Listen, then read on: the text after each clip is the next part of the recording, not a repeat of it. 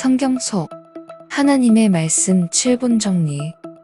성경은 하나님의 말씀을 이해하는 기초가 됩니다.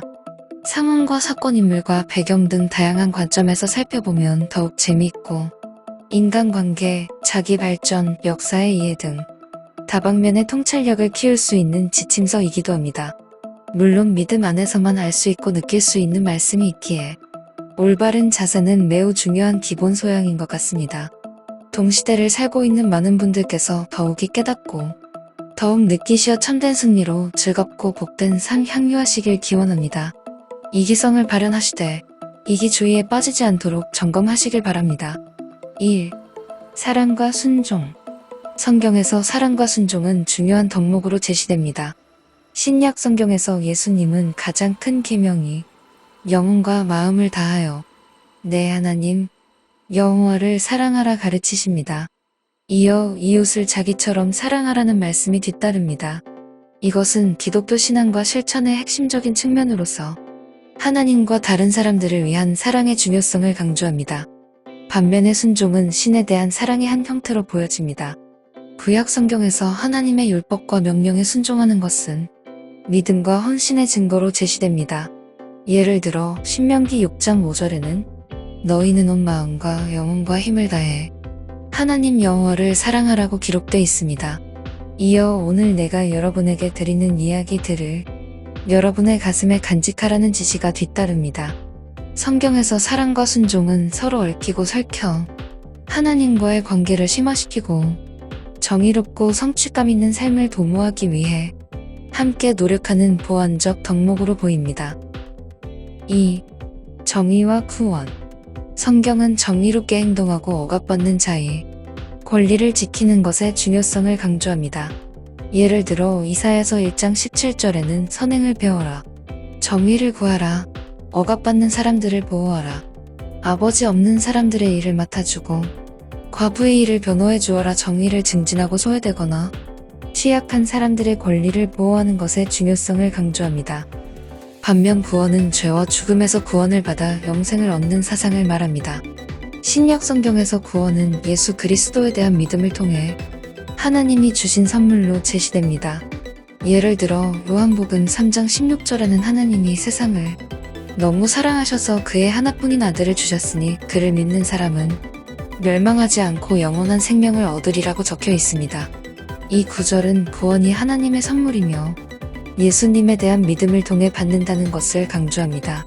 성경에서는 구원이 세상의 정의를 증진시키는 수단으로 보이듯이 정의와 구원이 얽혀 있습니다. 구원을 받음으로써 기독교인들은 정의로운 삶을 살 수 있고 억압받는 사람들에게 정의를 증진시키고 희망을 주는 일을 할 수 있습니다. 3. 믿음과 신뢰. 성경에서 믿음과 신뢰는 밀접하게 연관된 개념입니다. 히브리서 11장 1절에는 이제 믿음은 희망하는 것에 대한 확신이요 보이지 않는 것에 대한 확신이라고 나와 있습니다. 믿음이 보이거나 증명할 수 없는 것에 대한 확신의 찬 신뢰이라는 것을 강조합니다. 반면에 신뢰는 누군가 또는 무언가에 의지하고 그들의 신뢰성에 자신감을 갖는 행위를 말합니다. 성경에서 신뢰는 종종 신과 인간 사이의 관계를 묘사하는데 예를 들어 잠언 3장 5에서 6절에는 마음을 다하여 주님을 믿으라. 내 이해에 기대지 말라. 내 모든 방법으로 주님께 복종하라. 그러면 주님께서 내 길을 곱게 하시리라고 적혀 있습니다. 이 구절은 삶의 모든 면에서 하나님을 전적으로 신뢰하고 하나님을 의지하는 것의 중요성을 강조합니다. 성경에서 믿음과 신뢰는 밀접한 관련이 있으며 상호 교환적으로 사용됩니다. 하나님을 믿는 것은 신뢰가 필요하고 하나님을 신뢰하는 것은 믿음이 필요합니다. 이러한 개념들은 기독교 신앙의 중심이 됩니다. 하나님의 선함과 사랑을 믿으라고 부르듯이 말이죠. 4. 창조와 책임. 성경에서 창조와 책임은 관련된 개념입니다. 성경에 따르면 하나님은 6일 만에 세상을 창조하시고 선한 것으로 선포하셨습니다.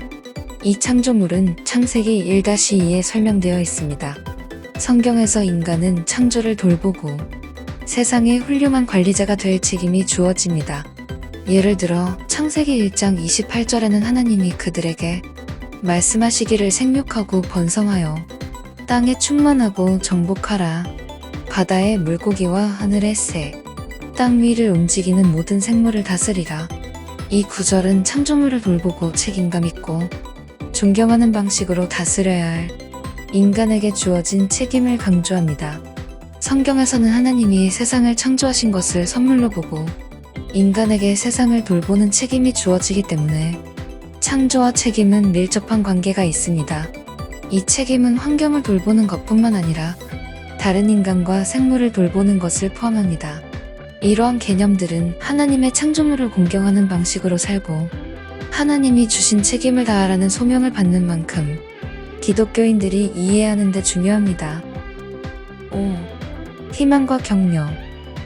희망은 특히 어렵거나 불확실한 상황에서 좋거나 긍정적인 결과에 대한 자신감 있는 기대를 말합니다.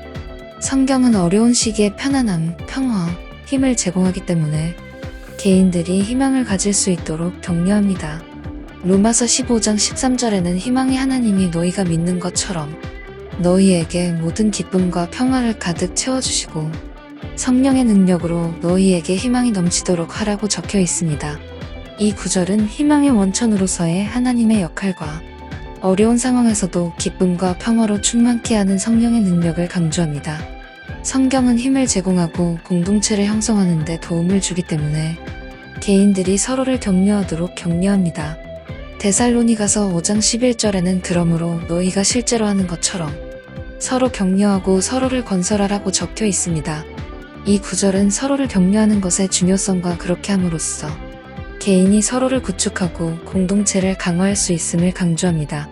희망과 격려는 어려운 시기에 위로와 힘을 주고 신앙을 인내할 수 있도록 도와주기 때문에 기독교인의 삶에 중요한 역할을 합니다. 희망을 갖고 서로를 격려함으로써 기독교인들은 의미 있는 방식으로 신앙을 실천할 수 있고 주변 사람들에게 빛과 희망의 원천이 될 수 있습니다. 이렇듯 하나님의 목적과 계획의 기초는 성경에서 찾아볼 수 있습니다. 시청자 가정의 화목과 평화 그리고 향유하는 삶을 기원합니다. 끝.